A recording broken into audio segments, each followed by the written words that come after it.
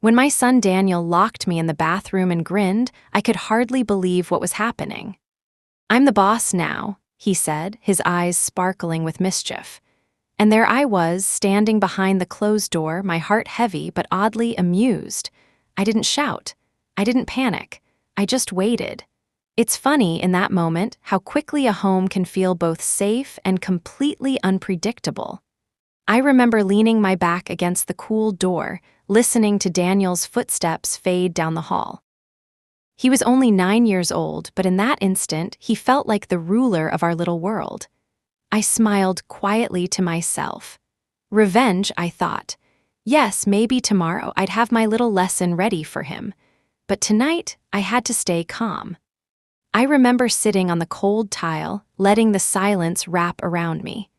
The sound of running water in the bathroom next door, the faint hum of the refrigerator, these ordinary things suddenly felt enormous.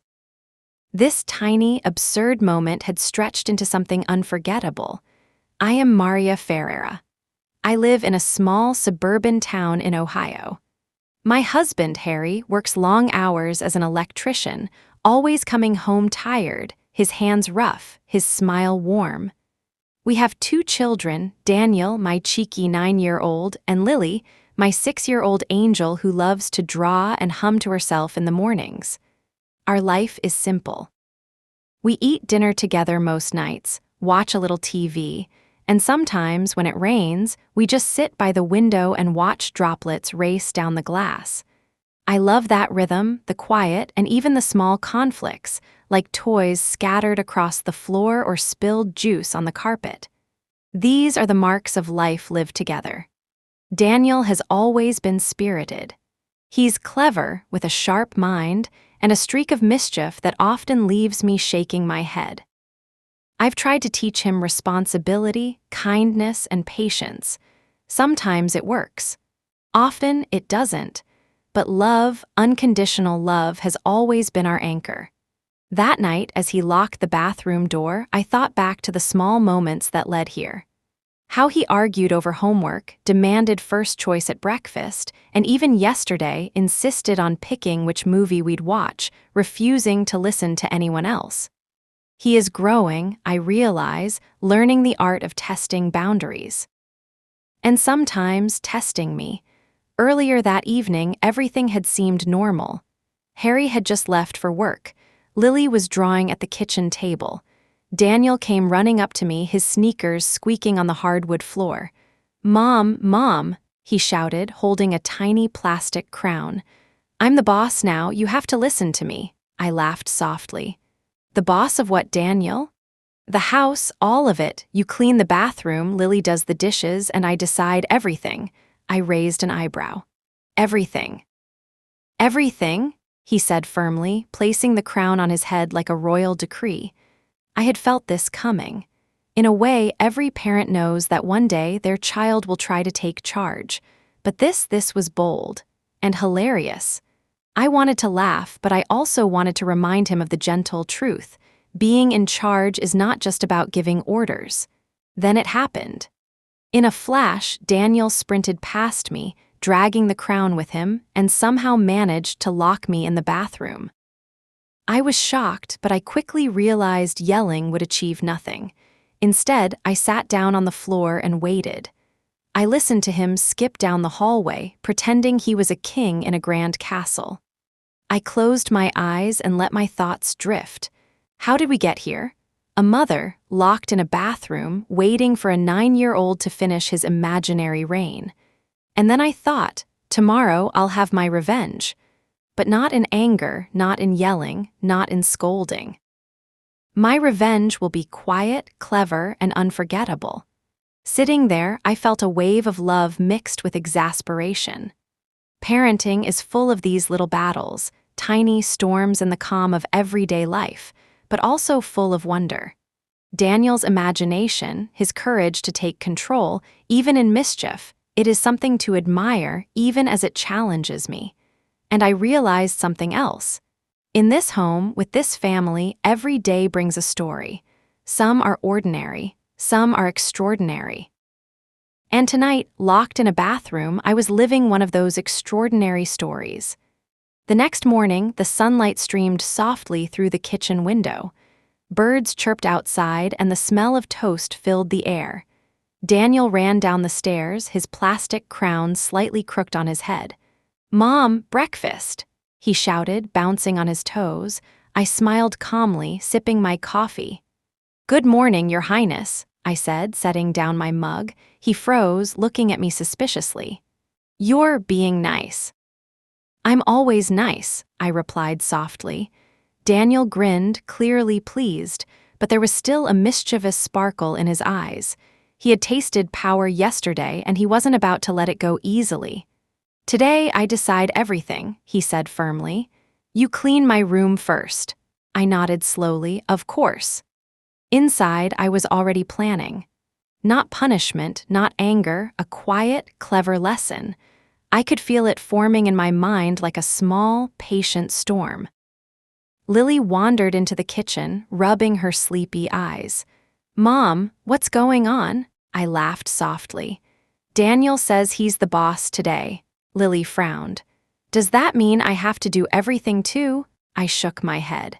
"No, Lily, only Daniel has big plans today." Even small tensions can ripple through a household. I watched as Lily quietly moved to set the table, trying not to disturb Daniel's grand game. It was a delicate balance between letting him explore his independence and keeping the house functioning. By mid-morning, Daniel had made a list of boss duties. He marched through the house like a tiny general. "Mom, vacuum the living room." "Lily, pick up all your toys." "Mom, you do the dishes before lunch." Each command came with a dramatic flourish, as if he were commanding a kingdom. I followed along silently, careful not to ruin the illusion. Inside, I felt a quiet satisfaction. This was perfect. My little plan of revenge would unfold when the time was right. There's something interesting about letting a child feel in control. They learn slowly that leadership isn't just about giving orders. It's about patience, fairness, and respect. And Daniel, he was about to get a lesson he wouldn't forget. As I scrubbed the dishes and straightened the living room, I thought about the nature of parenting. Each day, there are small battles. A spilled cup, a missed chore, a forgotten homework assignment. But every conflict also carries a chance for growth, for both parent and child. Daniel didn't realize it yet, but he was learning about responsibility in the most indirect way. And I was learning about patience, quiet strategy, and the strange joy of small, harmless revenge.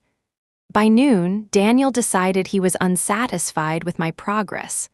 "Mom, you missed a spot on the floor," he exclaimed.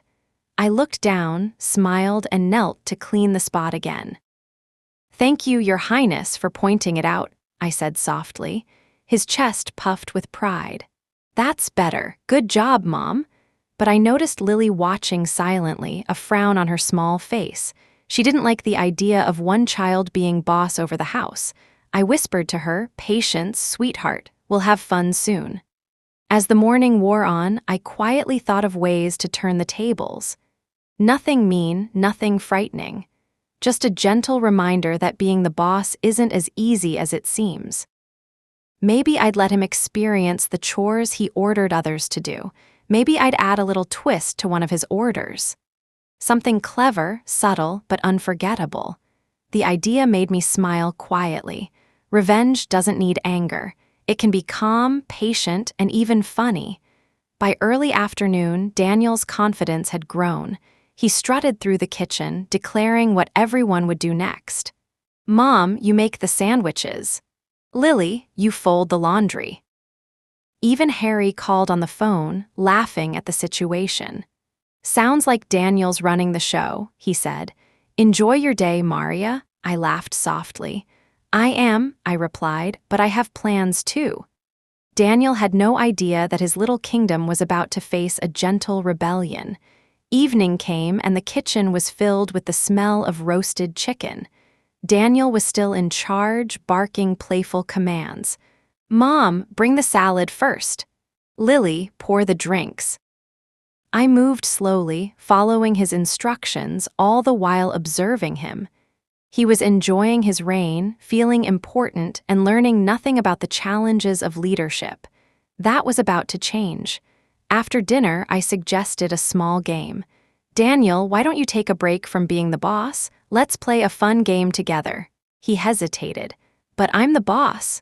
Even bosses need rest," I said softly. "Come sit with me for a minute."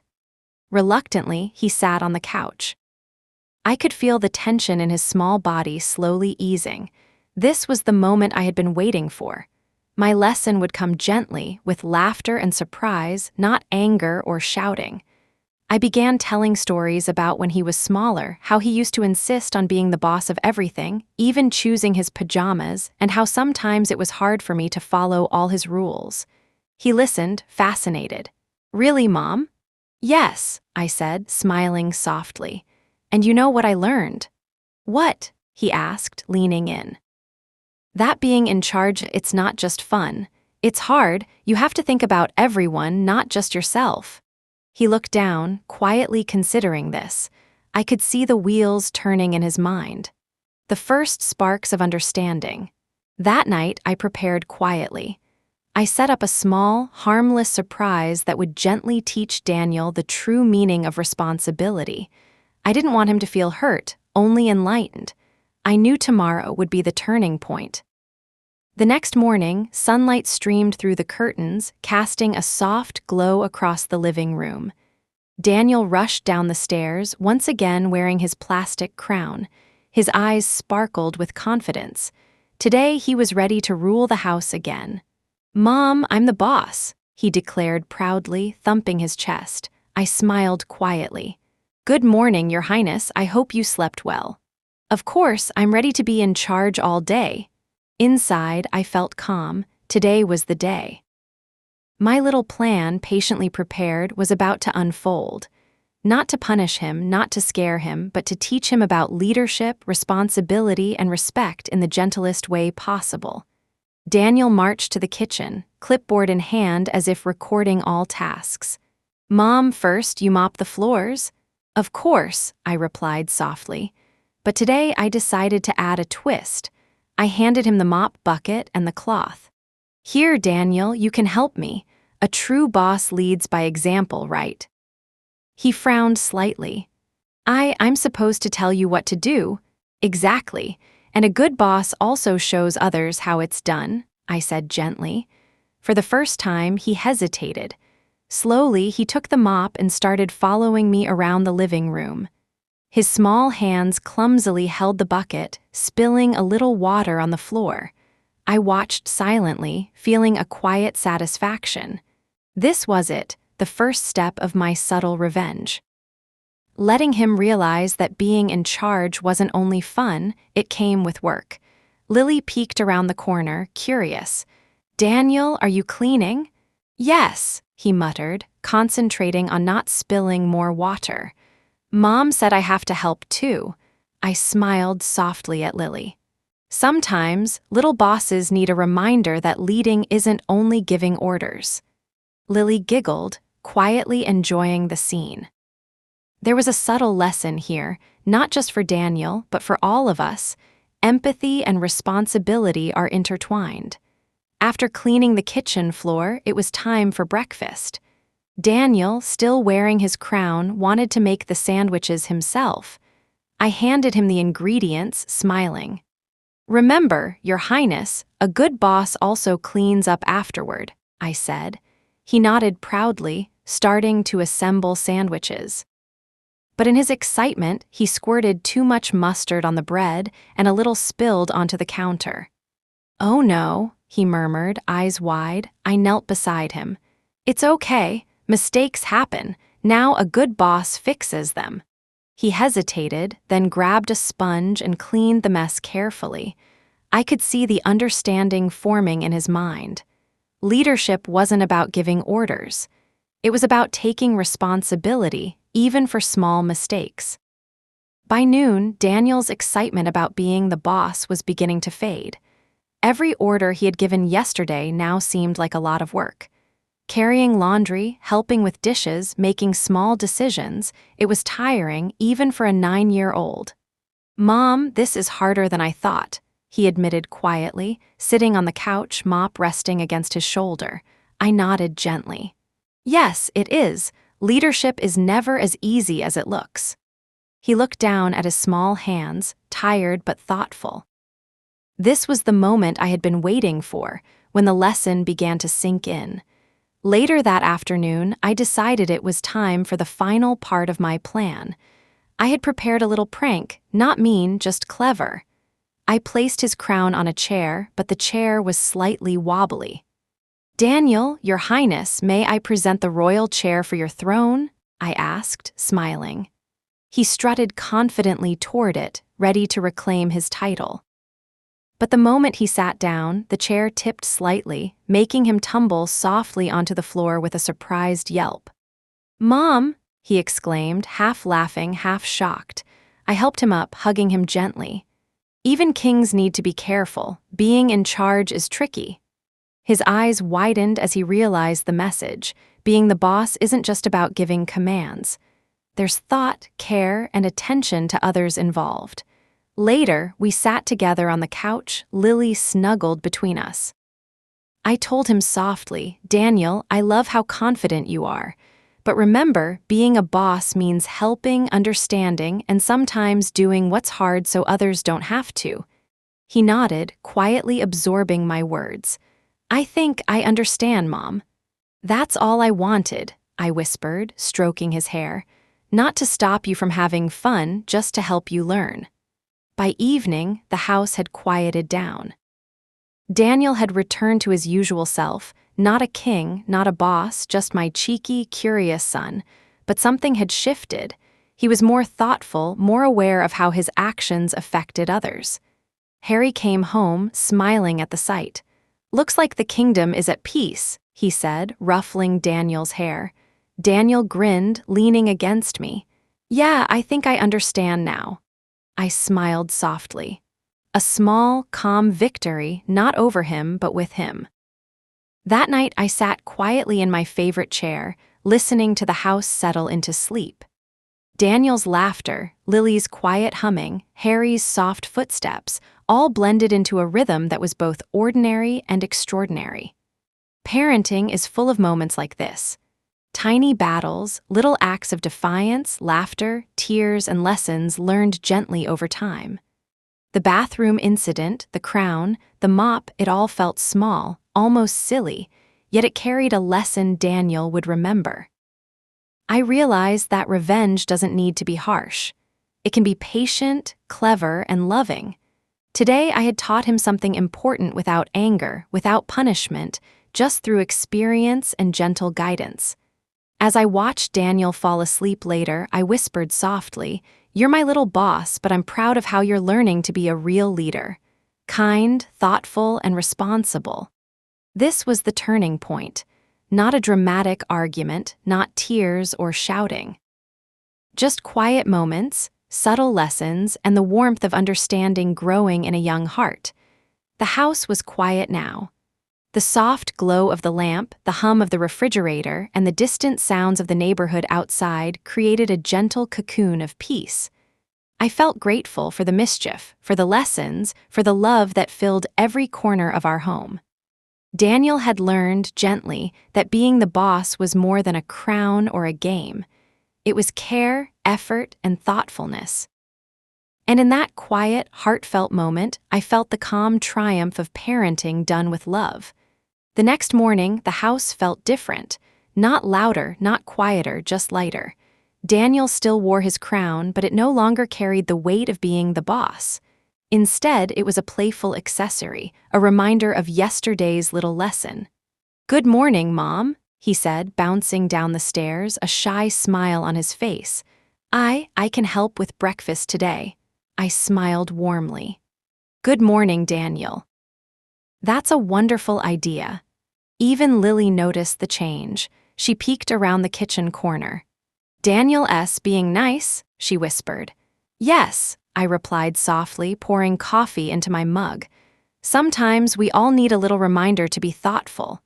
We sat down at the table together.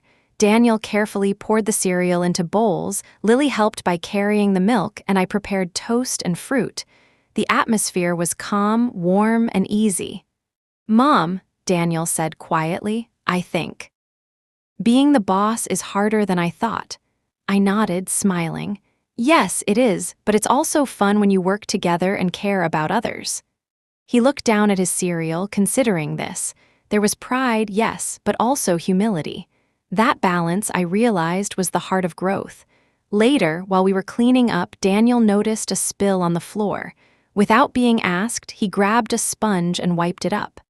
"Good job, Daniel," I said softly, stroking his hair. "See. That's what a real leader does, takes care of the little things." His small smile told me he understood.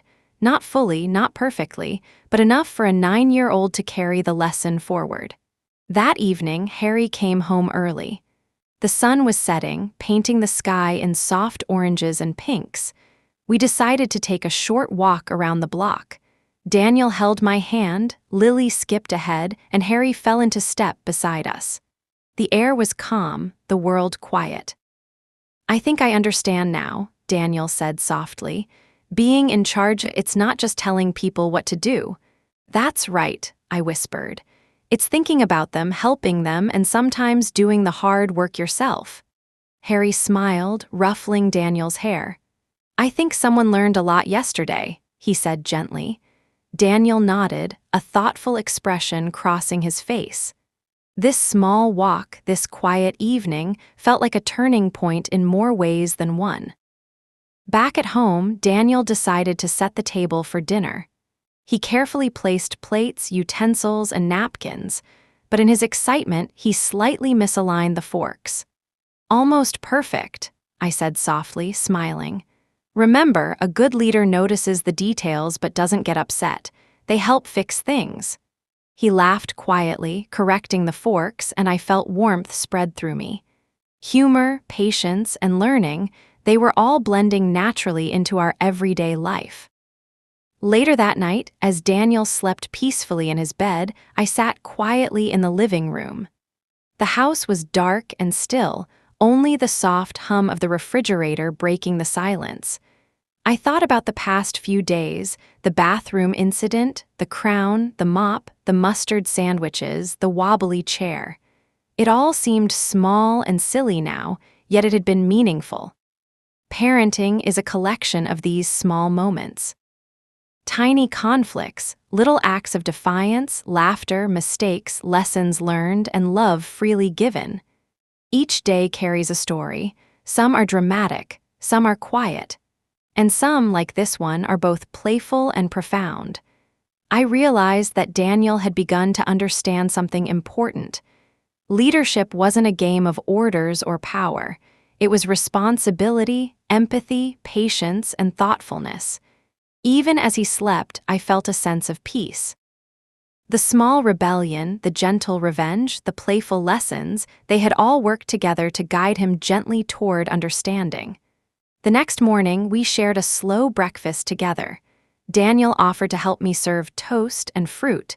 Lily carried the milk to the table. Harry and I exchanged quiet smiles, watching the children grow in small, meaningful ways. "Mom," Daniel said suddenly, "thank you for helping me understand."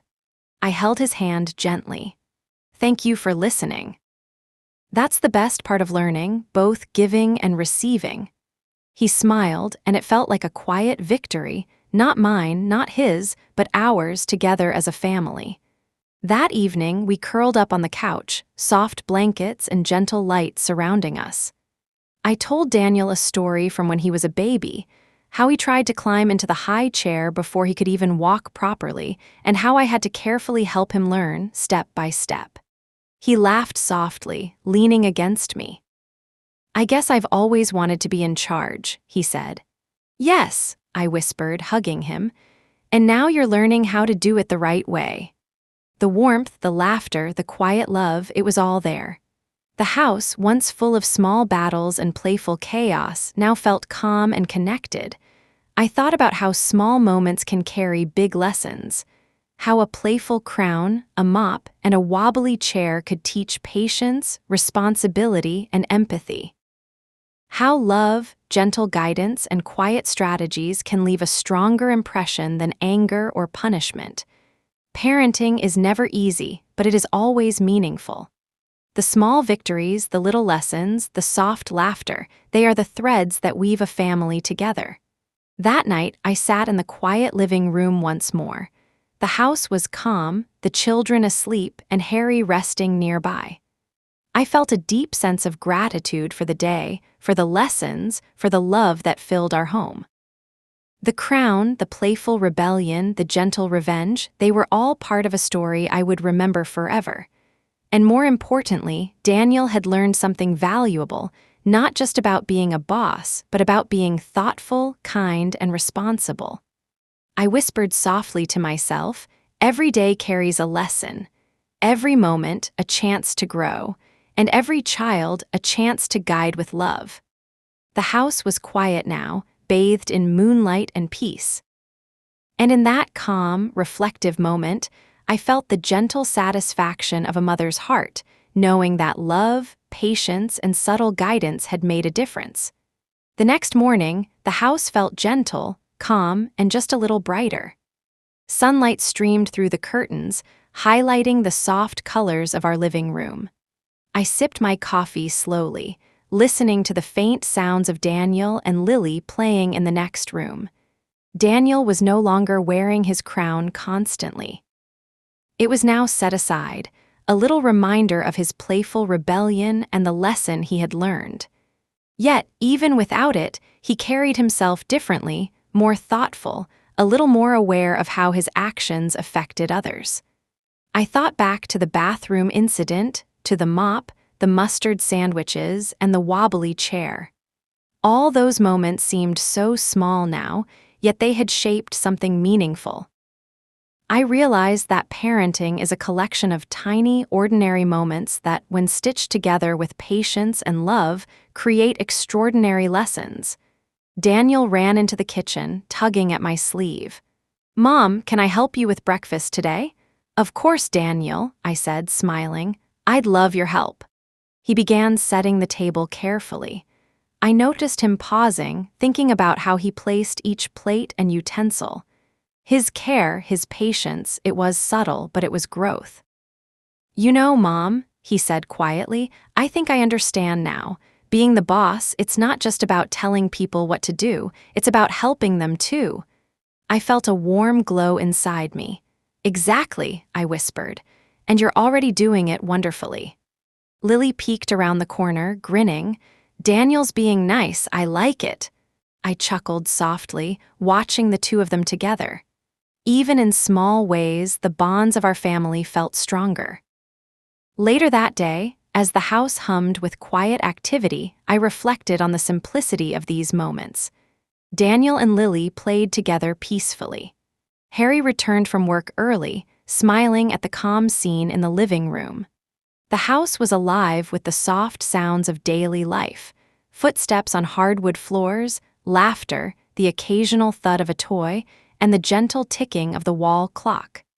Sometimes, I realized, it's in these ordinary moments that the most extraordinary lessons happen.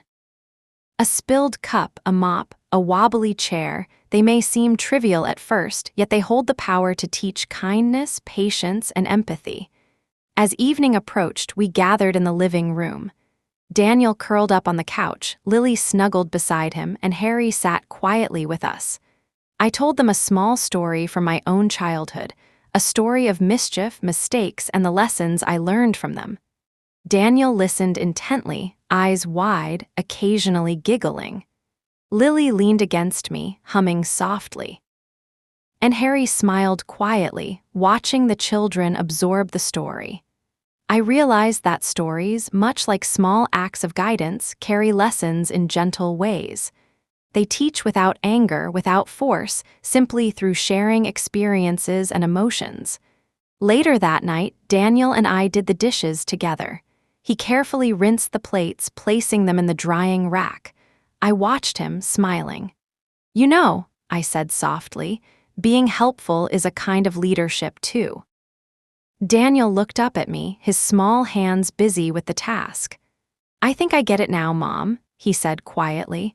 Being a boss isn't just fun, it's work too. I laughed gently, ruffling his hair. Exactly, and a good leader also makes others feel appreciated. Even in small moments like these, I could see the lessons sinking in. Love, patience, humor, and gentle guidance, they were all woven into the fabric of our family life. Later, as I sat quietly in the living room, the house bathed in soft moonlight, I reflected on the past few days. The bathroom incident, the playful crown, the mop, the wobbly chair, it had all been part of a story, one that would stay with Daniel forever. Parenting, I realized, isn't about control. It's about guidance. It's about helping children navigate the world with empathy, patience, and responsibility. And sometimes, the lessons come in small, playful, even mischievous ways.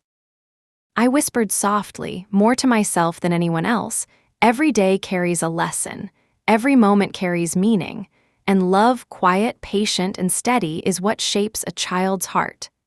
I thought about how much Daniel had grown in just a few days, not physically, though he is growing fast, but emotionally. He had begun to understand responsibility, empathy, and the subtle joys of helping others. Even as he slept later that night, curled up under his blanket, I felt a quiet pride. Not pride in control, not pride in obedience, but pride in witnessing growth, understanding, and love. Harry came to sit beside me, wrapping an arm around my shoulders. "Looks like the kingdom is finally at peace," he whispered, smiling. I leaned against him, watching the quiet household.